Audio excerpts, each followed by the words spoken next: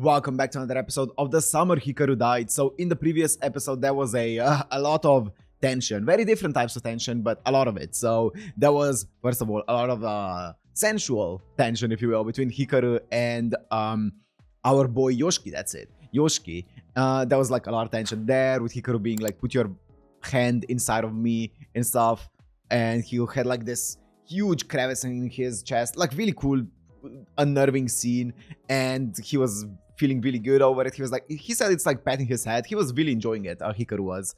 But yeah, it was a really interesting scene. And then towards the end, we saw a lot of the panic and tension build up inside of Yoshiki, which in my opinion was so well illustrated in the actual episode. Like the feeling of panic, tension, and like just everything building up, everything just being like Yoshiki being hypersensitive to everything and just wanting to get out, get back to his room, I'm guessing, and stuff like that. That was so well illustrated, so well done in the actual episode that I loved it. I absolutely love the previous episode. This is getting so good. It's so good. I'm loving this anime so far. And also at the end of the episode, there was the woman who, for some reason, was able to sense Hikaru's presence back in, I think it was in episode 1. She came up to Yoshiki and was talking about basically how there's no more presence in the mountain, it came back down here and stuff like that. Obviously talking about Hikaru. And then the final thing was also the guy who's trying to catch the monsters, or in this case Hikaru. He's also still looking for them, right? He's gathering information about what it could be, what it couldn't be, what could have happened, what couldn't have happened, and trying to track down Hikaru. So let's see what this is gonna where it's gonna go. The last thing is, I know that this is a day late from my schedule, and that's because I didn't have the time during the weekend to record it. If you didn't see my announcement, so I didn't have time to record it during the weekend, so I'm recording it a day late. But from here on out, it should be all on Sunday. Anyway, let's go into The Summer Hikaru Died, episode 3. Ta-dun!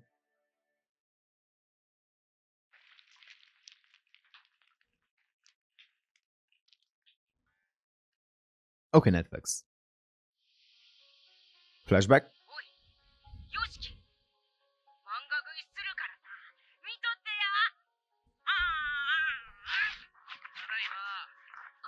Hikaru's dad?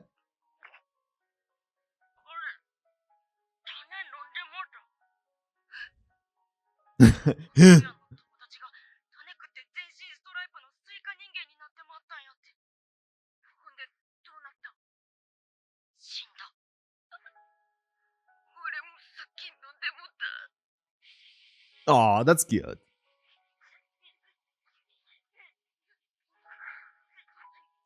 His dad looks so much like him.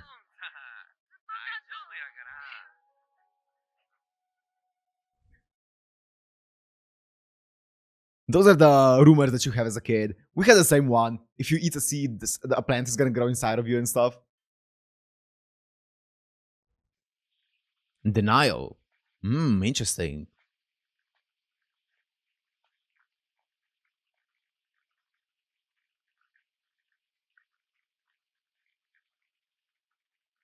Hmm.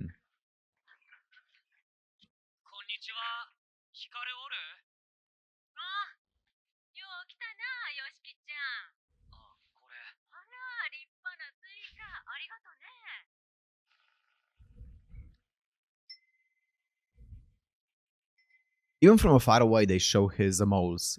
It's really cool.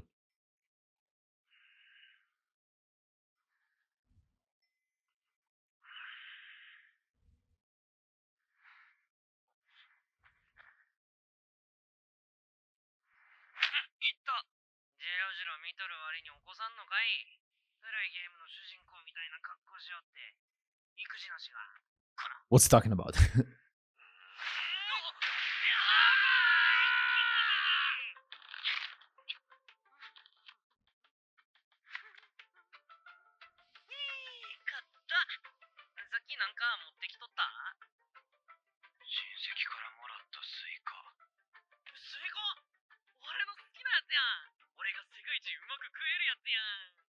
Hmm.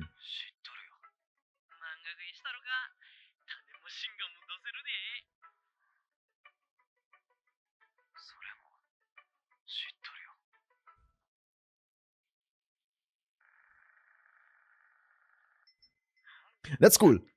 That's cool because Hikaru obviously knows all of that information. To him, it's kind of like he saw a movie with all that information, right? Because he hasn't actually experienced all those things, like the Hikaru, this Hikaru, right? So now he's recounting all of those things to Yoshiki, even though Yoshiki already knew those. It's a cool detail the way that it's told. スイカの味はちゃんと知っとるんや。もう10回くらい食っとるに。食べ方もアップグレードしてんで。わあ。来たな。ちょっとすごいかもしれん。ああ、種飲んだ。スイカ人間になってまうわ。今やな。スマボラする？いや、ええわ。気分乗らん。そう。まあええけど。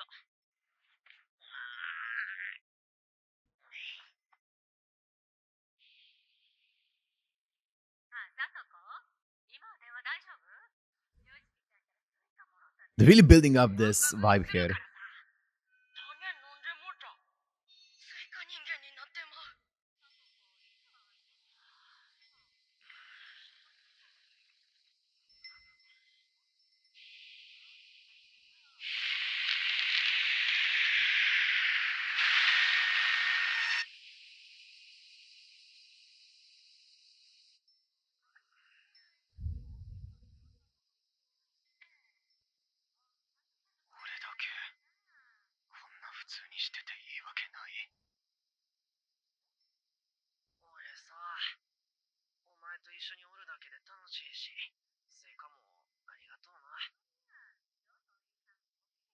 Ooh, the face.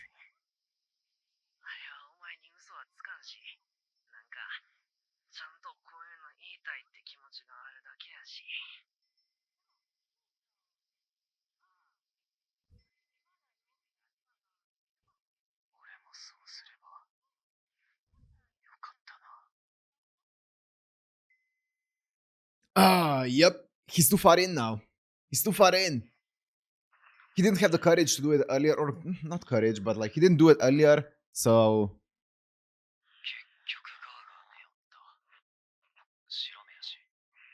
Ugh.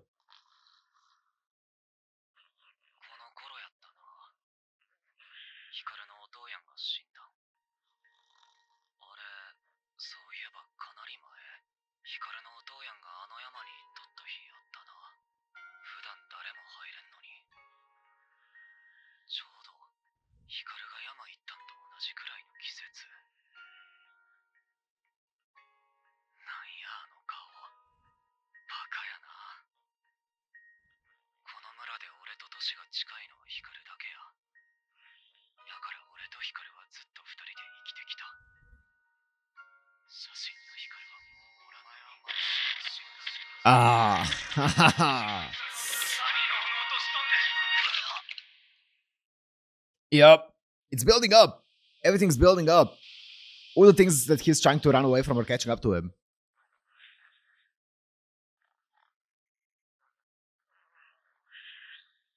Also, wait, let me see something. Let me...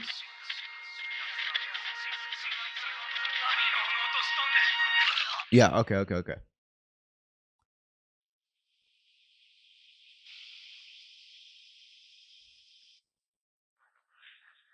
I get you, Yoshiki, I get you. You're like, just one more day won't hurt. Just one more day going along with this. Just one more day, just one more day, just one more day.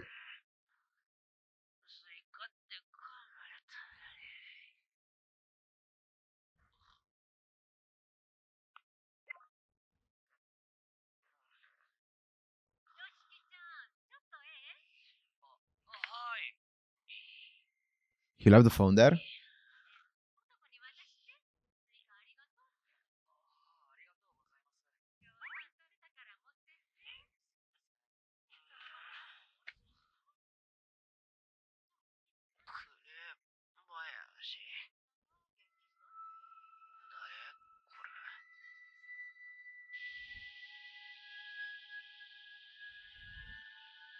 Is that the old lady? Yes.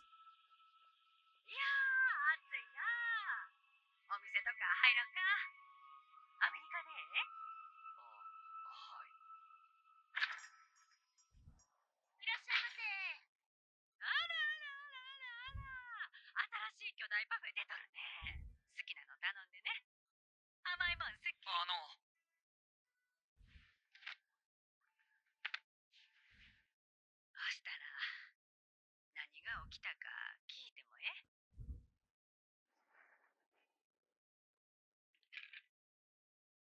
っか、親友がね。そやな。ありがとうね。よう頑張ったな。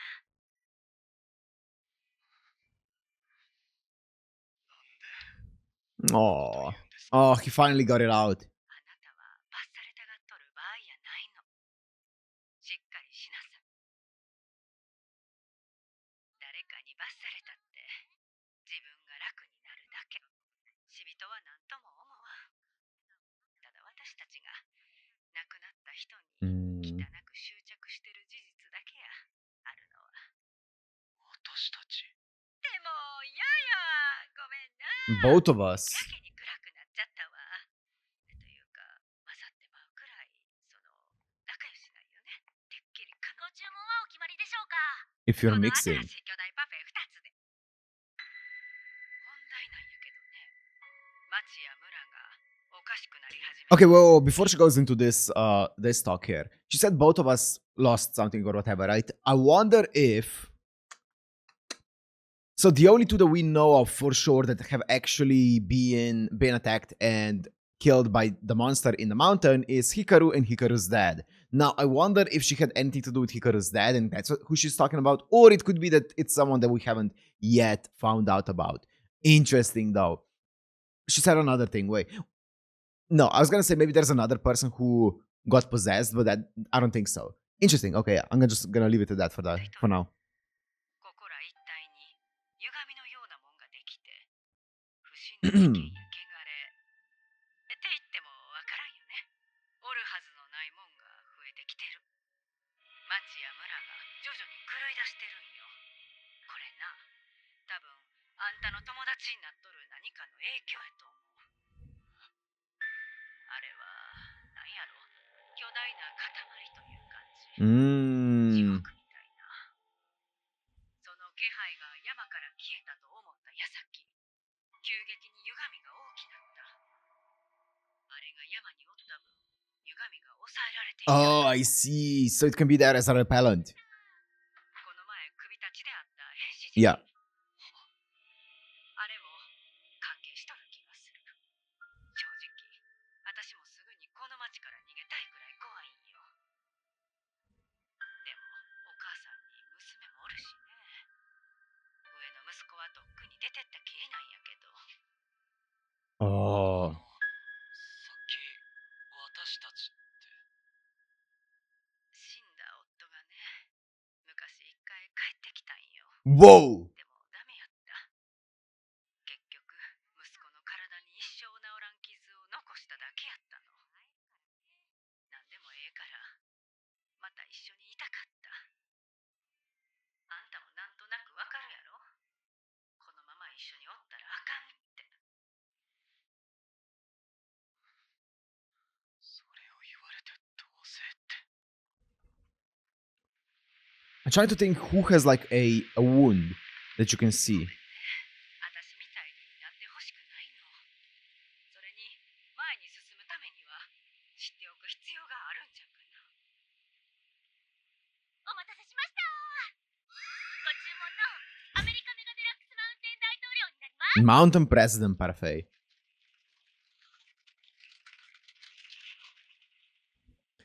I wonder, I'm trying to think. There must be a person because she said he gave our son a wound that cannot heal. It could also be a mental wound, easily.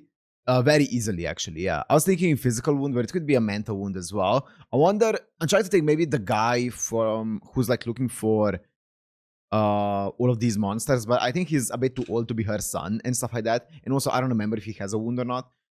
Maybe we know her son and I'm not remembering it at the moment, but maybe we'll see.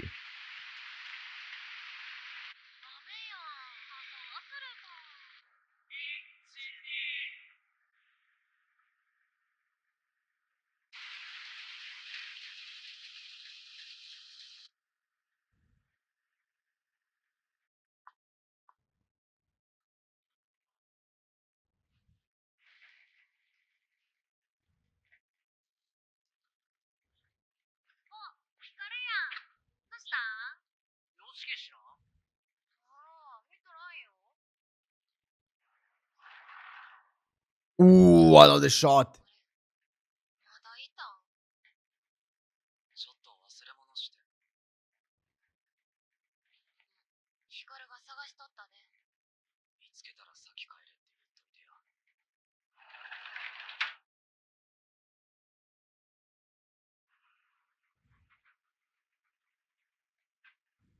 お前殺したんない。それって殺せるってことやんな。大貫様、 Yep. 山に閉じ込められとったんだ。 Yep. 松浦さんの変死事件、村の歪み。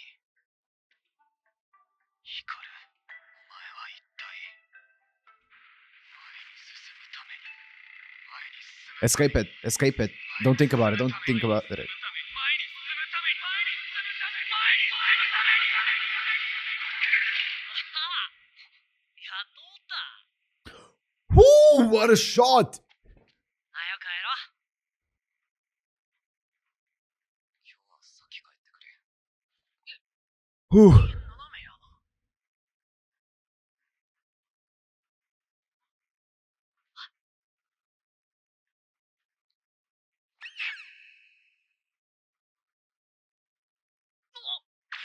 俺の変顔にヨシキが笑わへん。ねえ、ほんまにどうしたん？顔色ドブみたいだし。しつけえな。ほんと一人にして。マジか。俺のせいな。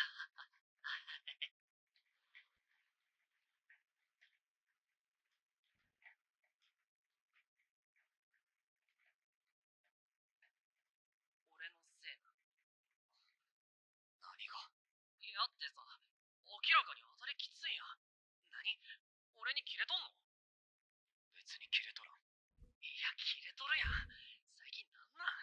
俺になんか隠しとらへん。はあ、なんやそれ、詮索しとんのか。キモいぞ、お前。じゃあ、この前の週末、なんで町の方来とったん？知らん人とメッセージ。やりとりしてるのはなんなん？なんで、つうか、なんで Yeah. 言わなあかんのか。 Stand up for 前 yourself. は結構何でも話しとったと思うけど。前って、さも自分のことのように言うけどな。やっぱそうな。俺が本当の光とちゃうから。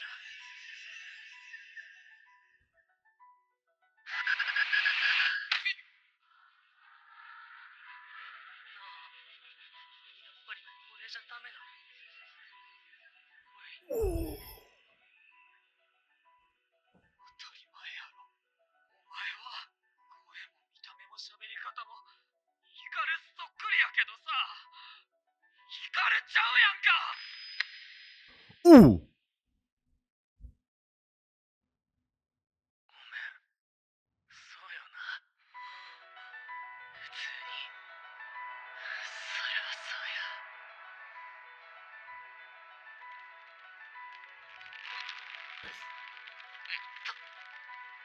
でも俺、ヨシキがおらんとダメなんや。消えろ。だって俺の正直、お前なんねん。初めてのお前みたいな偽物は、偽物は、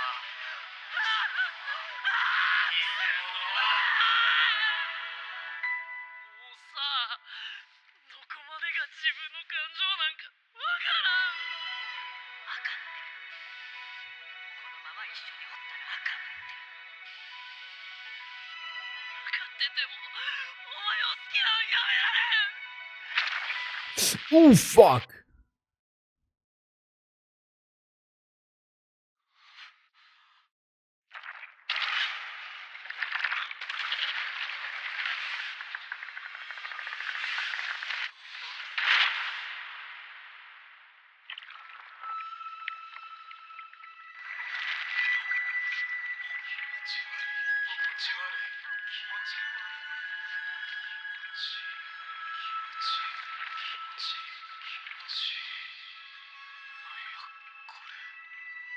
何かが流れ込んで。 Okay. 光るやない。The memories of the monster? Whoa. Whoa. Let me go back. Whoa. So this is an old village. This looks like a lot like Hikaru, so I'm guessing maybe ancestor of Hikaru's. That's why it's going for his lineage. The same thing with the dad. The same thing now with Hikaru, I'm guessing. And then it has a head of a person. I don't know.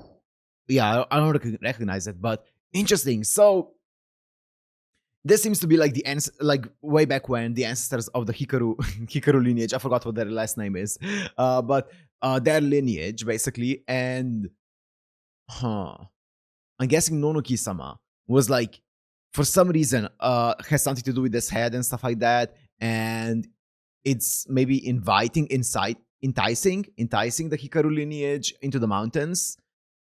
Okay.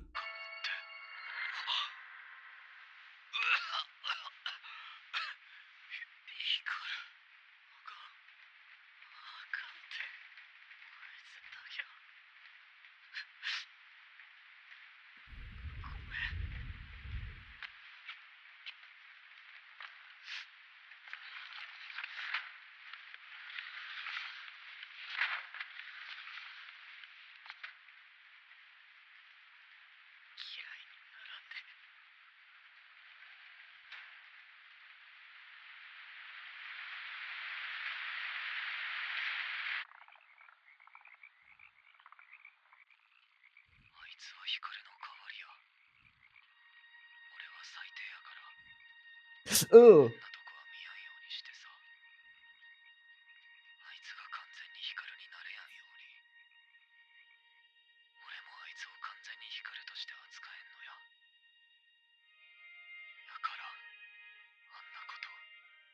Trying to justify it to calm himself down.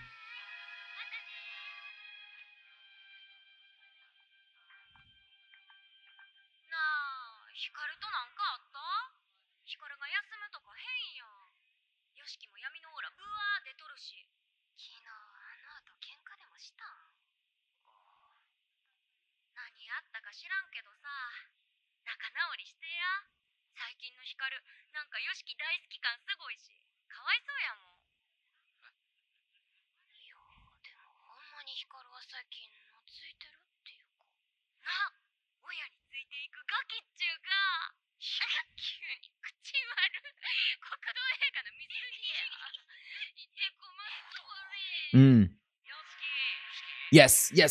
So I was gonna say this as well earlier.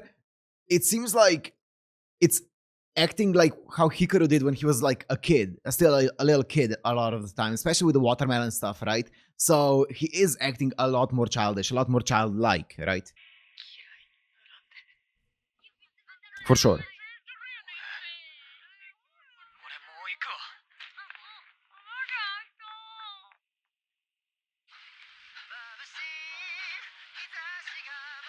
Oh, the editing on this might be a bit harsh on YouTube because of the song playing.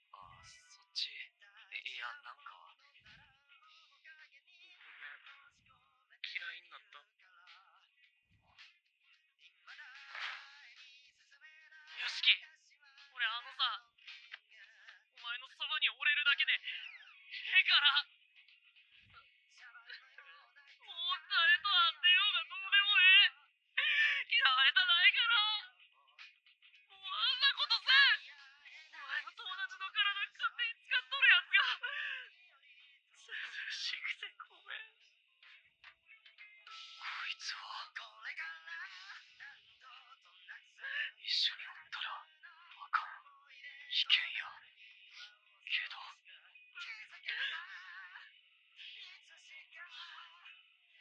お前やっぱり、光よりガキ臭いんやな。の？お前はガキ臭くて寂しがりやな。寂しい。こういうのが寂しいのか。さあ、光は何も知らんだけかも。もしそうなんやったら、俺が Protect him? 俺が教えてやらんと。Oh! Ooh! Wow. Wow. Okay. Yo, what an episode, man. I love this anime. Okay, so okay. Yeah. I wonder how much of the entire thing there is Yoshiki actually still coming up with excuses. I feel like no matter what he does, if he doesn't kill the monster, like he knows that this is a monster, right? So as long as he keeps getting closer and closer to him, I feel like the panic and anxiety won't go away. But it's just, I feel like it's impossible for him to turn him away at this point, right? Because of how close they were, the relationship that they had, and the feelings he had for Hikaru prior to him disappearing. And I'm gonna be honest, even he's pulling on my heartstrings as well. Hikaru, this Nonuki Hikaru, right? He's pulling on my heartstrings as well. He's great. He's a really interesting character. I wonder how much of that is a farce and a means to an end, and I wonder how much of that is actually it being like serious about this and being very sincere. I'm guessing there's definitely some sincerity, but I wonder if there is a plan in the background cooking up right from Nonoki. I wonder. The interesting thing is though, like it made me think because it definitely doesn't seem to know very well how humans like fully act. It doesn't seem like it's done this multiple times, right? Because I was gonna say maybe like Nonoki has been possessing people over the years, and like the father, or I guess the husband of Rie was also Nonoki and stuff like that. But it seems like if that were the case, I feel like Nonoki would be a bit better at knowing like how a child acts, how an adult acts. And I guess he is kind of good at it, but also it feels like there's so many things that he's like he feels like a total alien still. So I wonder if I wonder if there are multiple different entities that can like in the mountain that can possess people over the years. Maybe it wipes its memory of those things over the years, or maybe I don't know, maybe it just doesn't know how to act as a hormonal teenager, right? That's also completely possible. I wonder. And then the interesting thing was the entire flashback or picture, I guess, or memory that we saw from someone who looks very much like Hikaru, holding a severed head of someone with black hair. I wonder if that is like black hair obviously makes me think maybe something to do with like Yoshiki's ancestry, and then the other one being Hikaru's ancestry, and somehow them being connected all the way back then, and those people are somehow connected to Nonoki. I don't know, but that's really interesting. So while editing, I actually came up with a bit of a theory, which it could be wrong, but I wanted to get it out there before I actually put this episode out there. But the theory is, how in the previous episode they talked about how this creature is supposed to take basically your loved ones away from you when you're like marry them or something like that. So we know that the father of Hikaru got taken away, so that could be the lover to Hikaru's mom basically being taken away, and now Hikaru was taken away, which we can see that Yoshiki had a bit of a crush. I don't know how severe their relationship was, but you can tell that there was something cooking there. And maybe that's the reason why it took Hikaru away then. And maybe this goes all the way back to the past, to that flashback that we saw, to that picture of Hikaru's ancestor and maybe Yoshiki's ancestor being together, and Yoshiki's ancestor actually being killed because, I don't know, maybe their other significant one, the Hikaru significant one, wasn't sacrificed. I can't fully connect it together, but I feel like there's something there to that story, and I'm just saying it now during editing because otherwise it's gonna drive me crazy if I don't get it out there. So thank you for listening. Also, it's really cool seeing Yoshiki being kind of like an anchor to Hikaru, because it feels like if Yoshiki isn't in Hikaru's life, then that puts everyone else in danger, because I feel like Hikaru has a way higher chance of going haywire and crazy without Yoshiki, right? Right now, Yoshiki is there to kind of like stabilize him, right? Because we saw what kind of emotional outburst he gets whenever Yoshiki leaves him. But that can turn very toxic very fast. So I wonder which direction this is gonna go. Because usually when people are like, oh, I need you in my life, otherwise I'm gonna do something if I don't have you, that's usually a sign of a very toxic relationship. But I wonder where this is gonna go. I wonder if it's gonna go in that direction though. I'm excited to find out though. I really like all the characters in this. They're so well written. I wonder who Ria's son is. Because yeah, she said that my son, like the father gave my son a permanent injury or wound. I wonder what kind of wound that is. I wonder if we know the son. Maybe they already mentioned him and I just didn't pick it up. But yeah, that's really cool though, because they do like giving out a lot of names, quite a lot of names and last names in the town, and I don't remember every single one of them. So, but yeah, either way, really cool episode, man. I really am excited to see what they're gonna do with these characters because they're so well done. Also, I was gonna say something more. Oh, yeah, the other thing is, I really like how the actual mountain, or Nonoki, I guess, this entity was a repellent to other things in the mountain. But now that it's gone, other things are starting to, starting to take that territory for their own. Kind of like start appearing in the mountain, right? Like the thing that we saw in the previous episode that was chasing after Yoshiki, right? And then Nonoki or Hikaru ate it, right? That's really, really interesting. It's a cool concept, it's a really cool one. So yeah, I'm excited, man. I'm really excited. Oh man. Anyways, I'm gonna end it here. Hope you guys enjoyed. If you did, make sure to like and subscribe, and I'll see you in the next one. Peace.